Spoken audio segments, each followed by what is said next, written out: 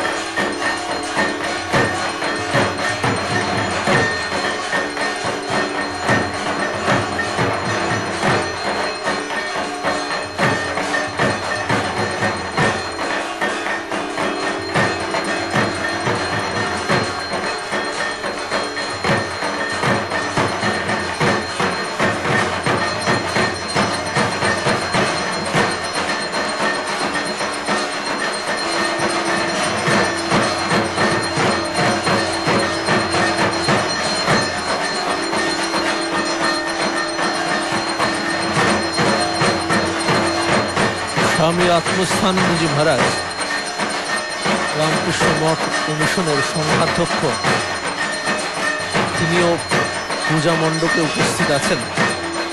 যেমন আছেন সহ সংঘাধ্যক্ষ স্বামী স্মরণানন্দজি মহারাজ ও স্বামী প্রমেয়ানন্দজি মহারাজ। আজকে মহা অষ্টমীর দিনে সন্ধ্যা আরাত্রিদের সম্প্রসারণ দেখতে পাচ্ছেন বেলুড় মঠ থেকে।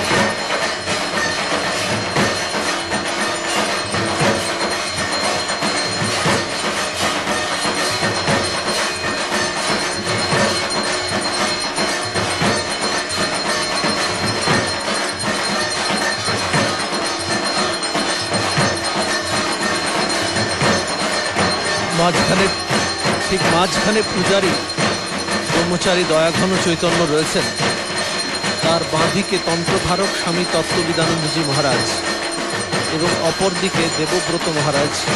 এই তিনজনকে আজকে আমরা সন্ধ্যা আরাত্রি করতে দেখছি। প্রথমে পঞ্চপ্রদীপের আরতি হয়ে গেল, এরপর শঙ্খ জল দিয়ে আরতি করবেন।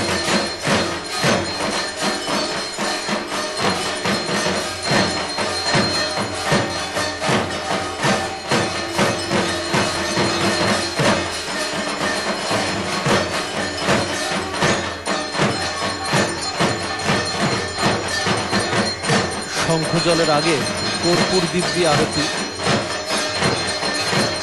আগুনেরই আরেকটি শিখা, পঞ্চপ্রদীপ, কর্পূর আরতি, তারপর শঙ্খ জল।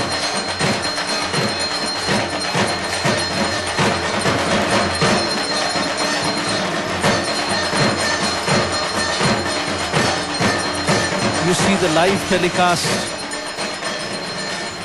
of the evening Vesper service from the Belur Math campus. A number of items would be offered to the goddess Durga. Today, the Sandhi Puja was held from 3:27 p.m. to 4:15 p.m. Thereafter, according to the Tithi, the Navami Puja has started. The Navami Tithi has started. The different items would be offered one after another. Fire as an item is being offered.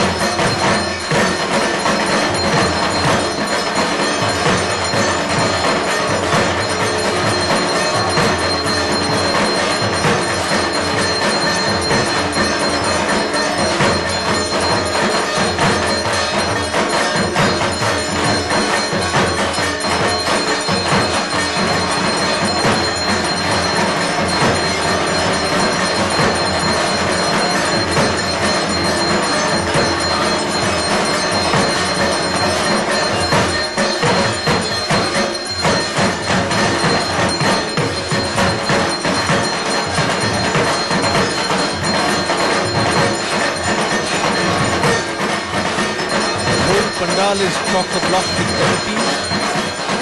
You see female devotees in one half and the male devotees on the other. After the waving of lights, you see the waving of Shankha Jala, the water in the conch shell.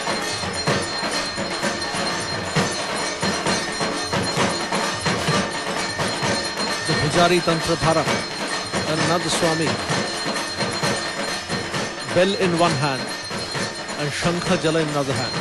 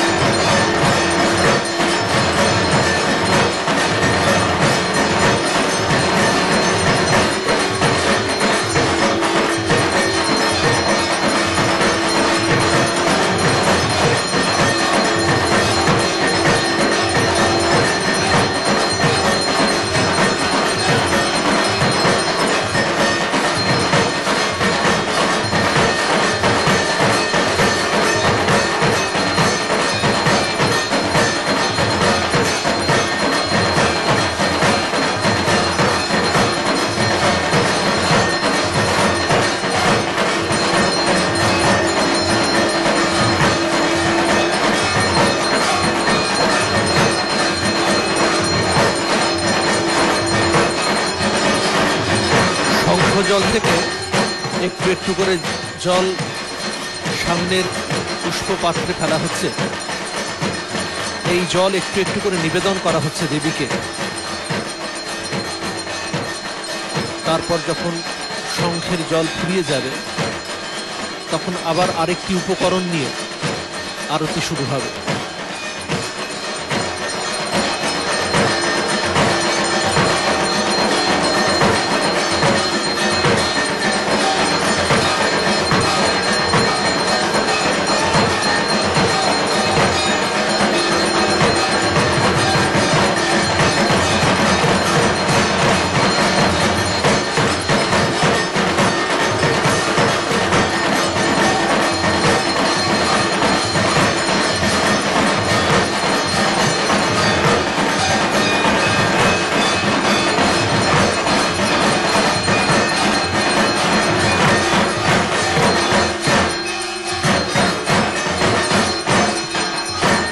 জল নিবেদনের পর বস্ত্র নিবেদন করা হচ্ছে, যেন জল দিয়ে দেবীকে ধৌত করে তারপর কাপড় দিয়ে তার অঙ্গ মুছে দেওয়া হবে।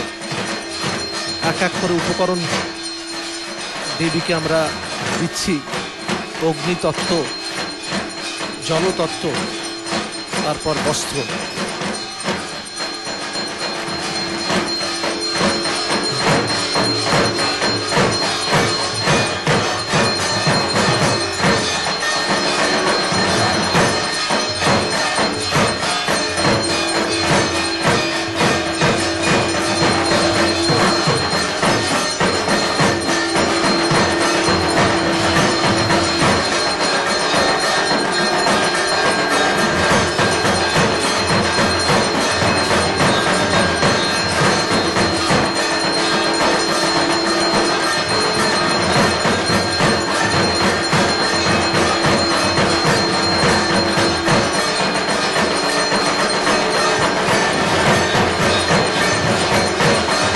দেবীর দুদিকে ধীরে ধীরে পাখা দিয়ে হাওয়া করছেন দুজন।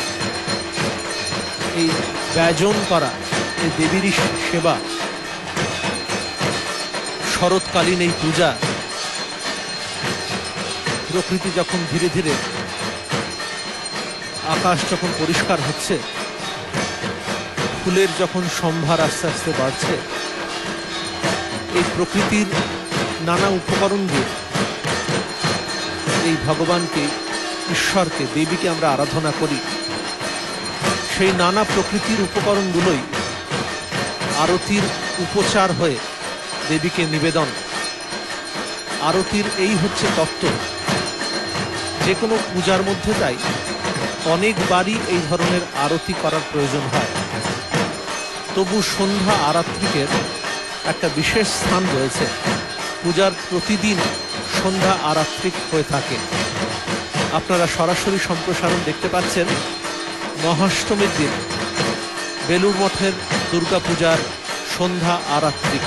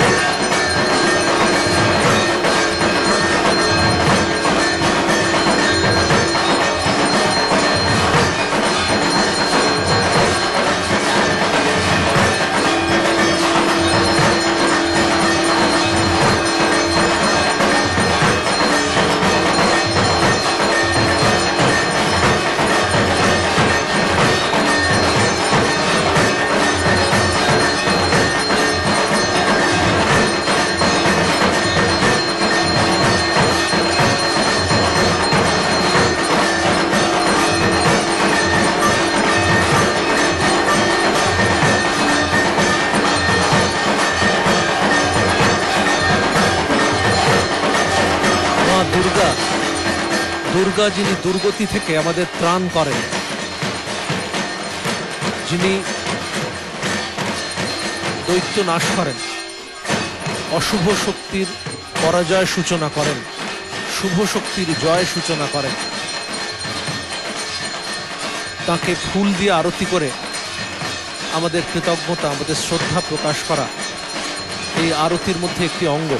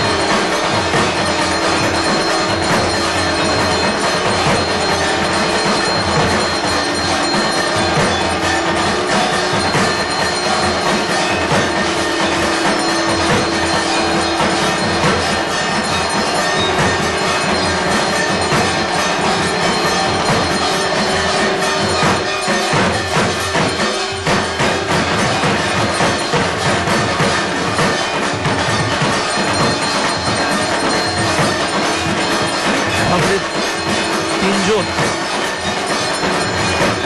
ফুল নিবেদন করছেন দেবীকে। দেবীর মূর্তির ঠিক সামনে স্তূপীকৃত নিবেদিত ফুল, দুটি ঘট রয়েছে সেখানে, দেবীর ঘট আর গণেশ ঘট। এই দুদিন ধরে যে পুজোগুলি হচ্ছে তার সব নিবেদিত ফুল সেখানে যত্ন করে রাখা হয়েছে। এই মহামায়া দুর্গাই জীবের বন্ধন ও মুক্তির বুদ্ধি। ভক্তের মনোরথ পূর্ণ করার জন্য তিনি নানা রূপ ধারণ করে আবির্ভূত হন এবং ভক্তদের ব্রহ্মবিদ্যা প্রদান করে কৃতার্থ করেন। আবার এই মহামায়া জীব ভূমিষ্ঠ হবা মাত্র তাকে মোহ ও মমত্ব দিয়ে বাসনা শক্ত করেন। তার শরণাগতি ছাড়া মায়া থেকে মুক্ত হবার উপায় নেই। শরণাগত দীনার্ত পরিত্রাণ পরায়ণে সর্বস্যার্থী হরে দেবী নারায়ণ নমস্তুতে। দেবী শরণাগত দীন ও আর্তগণের পরিত্রাণ পরায়ণ, তিনি সকলের দুঃখ হরণ করেন। এক কথায় বলতে গেলে আমাদের এই মা সৃষ্টি ও পালনের প্রতিমূর্তি। স্বীয় সন্তানকে তিনি অন্তরে ধারণ করেন, জন্ম দেন, পালন করেন।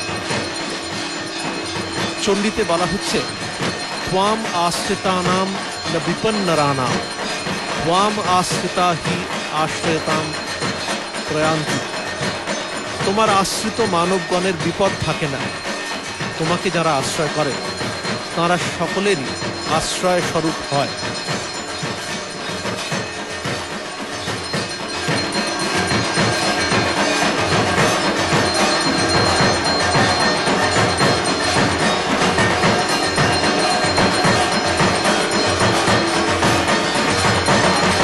ফুলের পর এই ফুল দেবীর পায়ের কাছে রেখে আসবেন এবং তারপরে চামর দিয়ে দেবীকে আরাধনা করা হবে।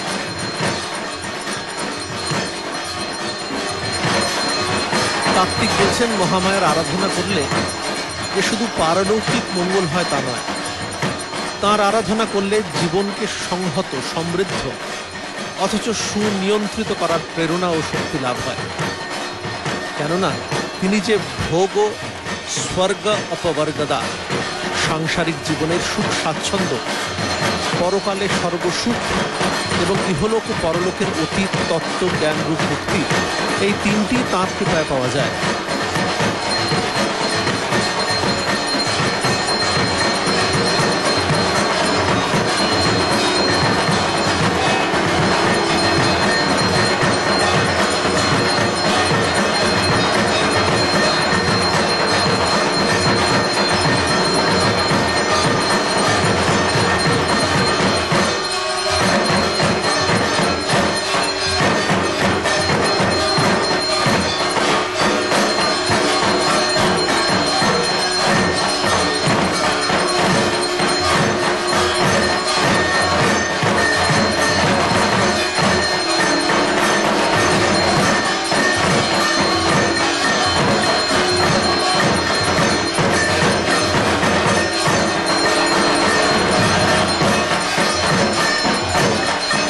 By praying to the goddess, we not only have a beautiful life hereafter, but in this life as well, we have prosperity and a regulated, disciplined life.